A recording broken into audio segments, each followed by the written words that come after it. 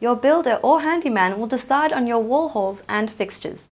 We then attach our polycarbonate rails, which interlock as they extend. For multi-tiered wall systems that are more than one row, you need a second rail to support the system. To tier down, we require a leaning clip, which we attach to the first pocket. We then hang that on the rail.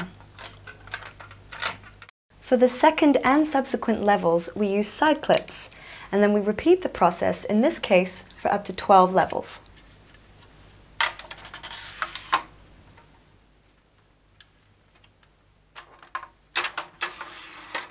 To secure the tier to the wall, we mount a base clip to the last pocket and screw it into the wall.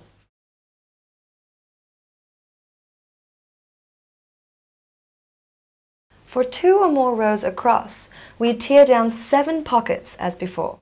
We now attach the base clip to the bottom of the 7th pocket. We then slide it over the second rail to spread the load.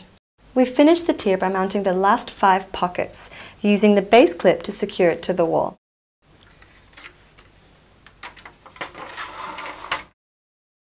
The third tier is mounted exactly the same way as the second tier.